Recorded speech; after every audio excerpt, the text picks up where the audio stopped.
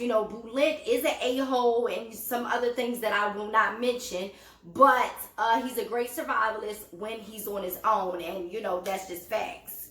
Hello everyone, welcome back to Let's Talk Wild. Your girl Tay here, and today I'm bringing you the final episode of Naked and Afraid XL Season 6, Valley of the Banished. Okay, we are on episode 11, Banished but not broke. Okay, so they got 9 days left. Y'all already know Ryan had to medically tap out because his mental health was kaput. Okay, so on day 31, Bulent travels to find a different water source closer to extraction. He runs into Team 4-Pack. Y'all already know Suzanne, Gwen, Sarah, and Chef John. That's who's left over there. They welcome him. They give him some water to drink. He talks about his past tribe members and the food that he caught and stuff like that.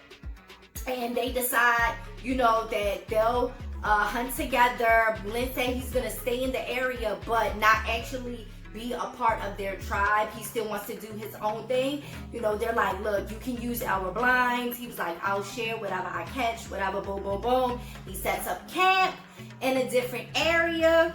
Day 32, Suzanne is working on shoes for everyone for extraction, which was really nice. You know, she's using the impala hide and the fishing line.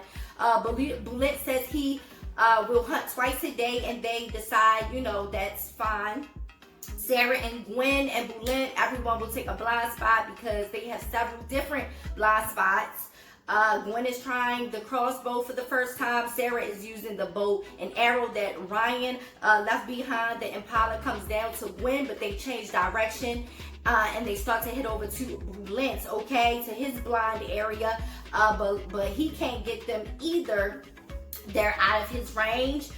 He goes down to talk to Gwen. You know, Gwen is annoyed. She's like, you didn't see my hand signals? And he's like, no, whatever. Night 32, the hyenas are back. They're keeping Bulent up all night. Day 33, Bulent, you know, he sleeps in because he was up all night. And Gwen, you know, she goes down to the blind. She sees the impala. She sees them heading down towards Bulent, but she doesn't see him. Sees him, so she's like annoyed by that. Sarah goes down to his camp and she's like, we thought you were gonna be hunting and stuff. And he's like, I was sleeping and stuff. So she's annoyed and all of that, blah, blah, blah. He goes up to talk to them. He gets up, goes to talk to them, and he admits that he's wrong and he should have communicated with them and all of this and all of that. But, you know, in his bush confessional, he was saying, F them, I don't need them.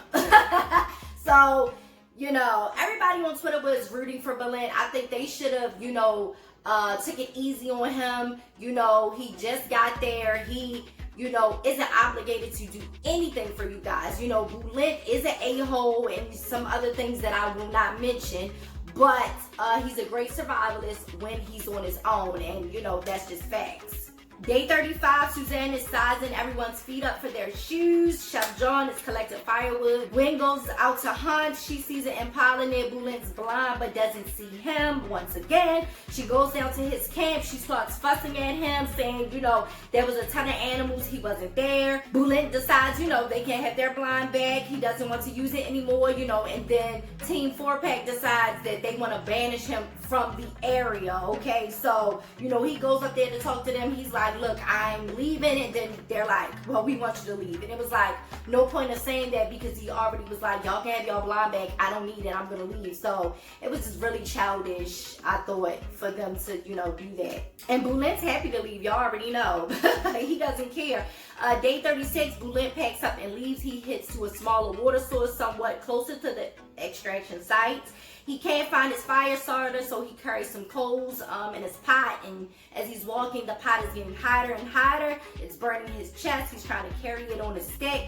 But, you know, after walking a couple of hours, he finally, you know, makes it to the water source. Night 36, it starts to rain. Day 37, Team 4-Pack, Gwen and Sarah go to the blind spots to hunt. Gwen isn't feeling too well. Chef John is still camp managing, collecting firewood, fixing the shelter and stuff. Sarah loses a bow and arrow because the wind blew and triggered her crossbow. That was dangerous.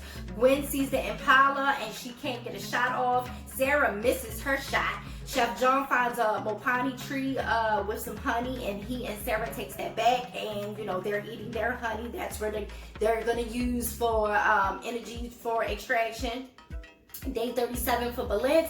He's looking for bait for his fish. He finds a worm. He sets the line out. Something takes the line and the stick into the water. He goes and he catches a fish. So Balint is straight for extraction, okay?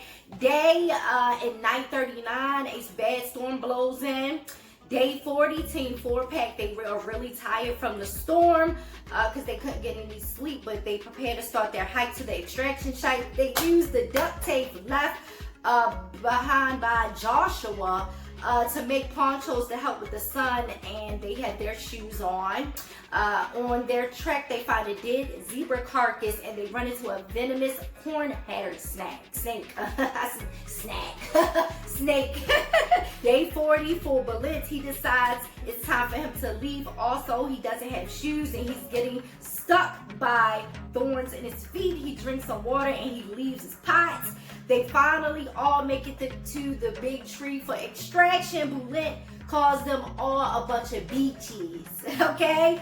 But they show love to each other and celebrate their extraction. XLR updates, Balint went from a 5.8 to a 6.4. Gwen, Sarah, Chef John, and Suzanne went from a 5.1 to a 5.5. This was awesome. This was an amazing season. I kind of knew Balint was going to finish. I knew Balint was going to finish. I was still shocked that Wes had to tap. I was still shocked that Ryan lost his mental capacity. I knew Suzanne was going to last. I knew that, you know, I was on the fence about Gwen, but she made it. This was a great episode. I'm glad that you guys were here to enjoy it with me. Follow me on all social media at Let's Talk Wild. I'll throw up my Cash App if you would like to donate, and I'll throw up my WordPress if you would like to get to know me personally. And I'll holler at you guys next time. Make sure y'all click around. You know, I got some more videos and all that. Bye.